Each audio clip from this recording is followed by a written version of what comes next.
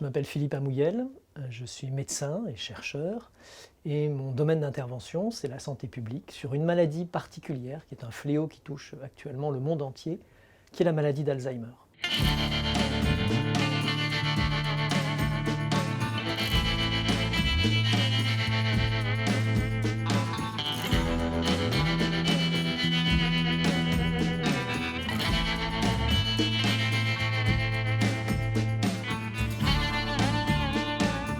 J'anime une fondation dont la mission est de récolter de l'argent pour développer la recherche contre la maladie d'Alzheimer.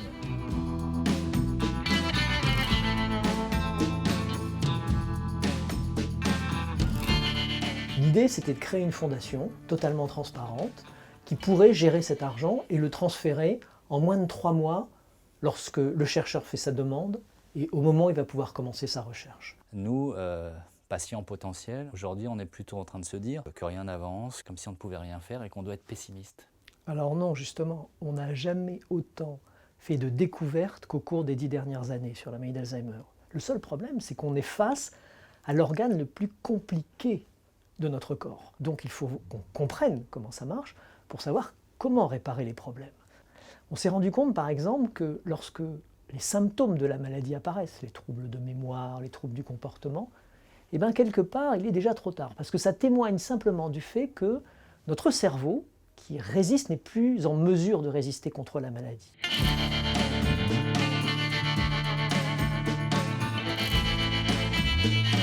C'est pourquoi aujourd'hui on se tourne réellement vers une recherche de traitement qui puisse être appliquée avant que le cerveau n'ait perdu cette résistance. C'est-à-dire c'est entre nos mains, c'est ça qui est étonnant.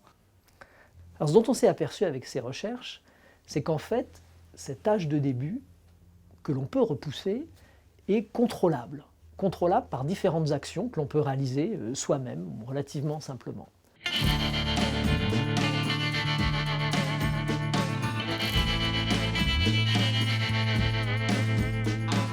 Le guide anti-Alzheimer, comme si on pouvait prendre un mode d'emploi pour ne pas développer cette maladie. C'est quand même une surprise. C'est exactement ce qu'on a voulu faire. Dans la réflexion autour de ce titre, on a associé 2 choses. Un guide pour repousser l'âge de début de la maladie d'Alzheimer, donc un guide anti-Alzheimer, mais surtout la façon dont il faut le faire, c'est-à-dire comment garder son cerveau en pleine forme. Alors par exemple, qu'est-ce qu'il y a dans ce livre ?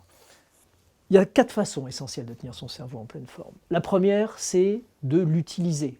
C'est un organe qui ne s'use que si on ne s'en sert pas. La deuxième, c'est de le protéger. C'est un organe complexe, il est fragile. Le troisième point, c'est justement d'avoir un corps sain pour pouvoir porter un esprit sain. Et enfin, la dernière, qui est à mon avis la plus importante, c'est que ce cerveau doit baigner dans des relations sociales quotidiennes. Les échanges avec les autres êtres humains, et je dis bien les autres êtres humains, permettent justement de le stimuler de la meilleure façon qui soit.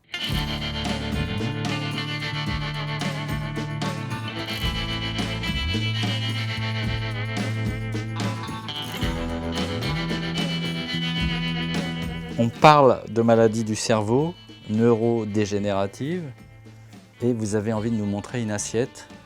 Je ne vois pas le rapport. Le premier élément qui va pouvoir justement soutenir ce cerveau, c'est l'alimentation. Plusieurs études ont permis de montrer que les gens qui avaient adopté un régime méditerranéen, qu'on connaît aussi sous le terme de régime crétois, développaient leur maladie d'Alzheimer quand ils devaient la faire, beaucoup plus tard que ceux qui avaient un régime occidental habituel.